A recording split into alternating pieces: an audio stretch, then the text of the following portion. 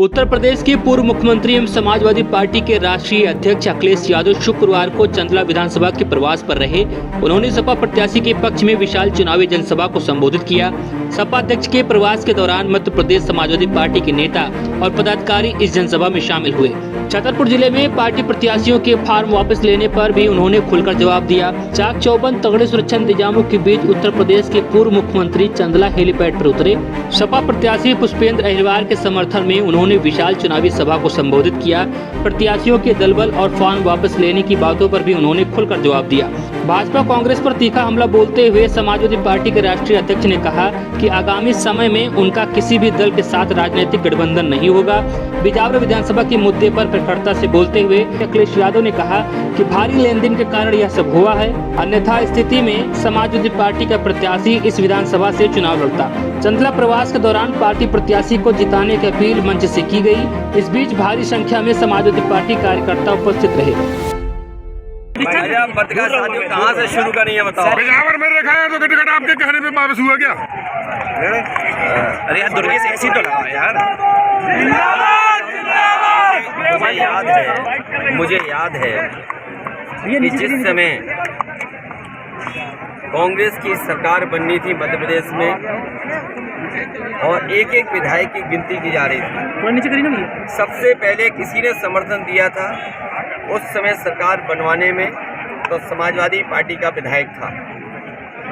बिजावर विधानसभा Samajwadi party के sitting MLA की seat थी। छोटू न कांग्रेस न बीजेपी दोनों घबराए हुए थे क्योंकि दोबारा समाजवादी पार्टी यहां पर जीत जाएगी।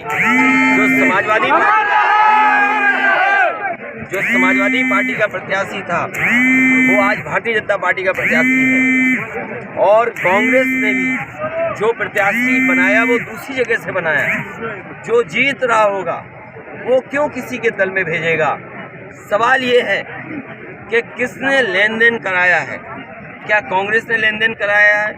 क्या बीजेपी ने पुरानी आदत अभी तक नहीं छोड़ी?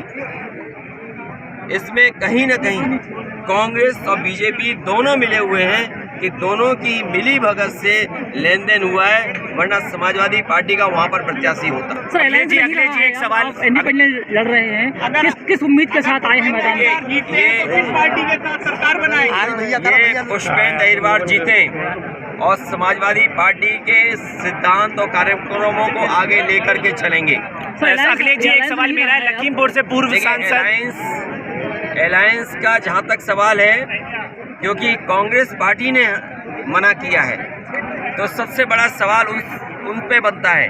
और अगर वो ये कहते हैं, उनके इंटरव्यू में मैं पढ़ता हूँ कि समाजवादी पार्टी जातिवादी पार्टी है, समाजवादी पार्टी परिवारवादी पार्टी है, तो कांग्रेस और बीजेपी की भाषा में क्या फर्क है? जो बीजेपी भाषा बोल रही है वही कांग्रेस भाषा बोल रही है। सर परिवारवाद तो हर पार्टी में है ना, परिवारवाद तो हर पार्टी में है। हाँ तो वही तो, ये तो मेरे पत्रकार साथी धन्यवाद दो आप अखिलेश जी। हर पार्टी में परिवारवाद है। चुनाव लड़ते हैं, कैलाश विजयवर्गीय के आकाश भी लड़ते हैं। मैं कह रहा हूँ कि आरोप केवल एक पार्टी में नहीं लगना चाहिए। यहाँ पर तो हमारी पार्टी का कोई परिवार का नहीं लड़ रहा है, इसलिए क्यों आरोप लगाए? अखिलेश जी क्योंकि जो सामाजिक न्याय की बात करेगा उसमें जाति का आरोप लगेगा। अखिलेश जी पूर्व सांसद लखीमपुर रवि वर्मा कांग्रेस में शामिल हो गए। एक तरफ इंडिया के गठबंधन की बात होती है और एक तरफ कांग्रेस सपा में सेंध लगा रही है, किस नजरिए से देखते हैं आप? ये अगर कांग्रेस सेंध लगा रही है तो आप कांग्रेस की नीयत समझ लीजिए। अगर कांग्रेस सेंध लगा रही है तो कांग्रेस की नीयत क्या है? मुझे तो बहुत पहले पता था कि वो पार्टी से खुश नहीं है, वो किसी दल में जाना चाहते हैं।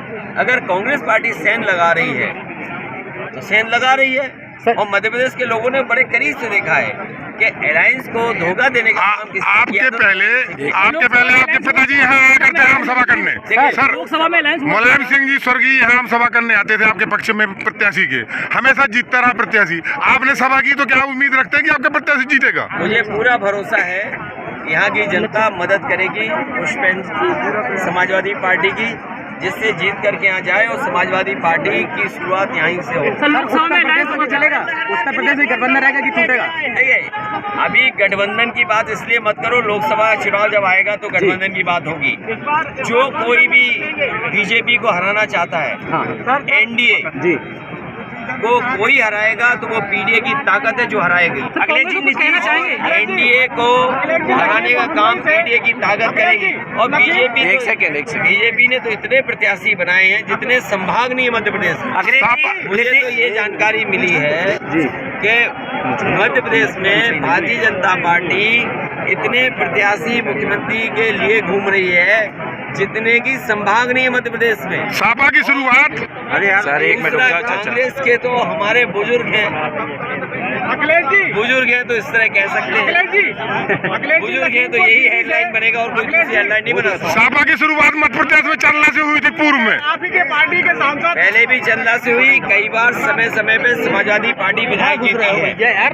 कांग्रेस को कुछ कहना चाहेंगे? अखिलेश जी नीतीश कुमार का कहना है सांसद जो है कांग्रेस में शामिल हो गए, उस संबंध में आपका बहुत दूर नहीं, मैंने ये कहा कि ये तो कांग्रेस को जवाब देना पड़ेगा कि अगर अलायंस के लोगों के ही आप लोगों को लोगे तो फिर अलायंस किस बात के लिए? नहीं, ये तो सफाई अगर अगर आपका प्रत्याशी जीतने के बाद यदि किसी दल में अगर शामिल हो गए, जैसे कि पूर्व में बिजावर शामिल हो गए, फिर क्या होगा? आपने शामिल हुआ जी।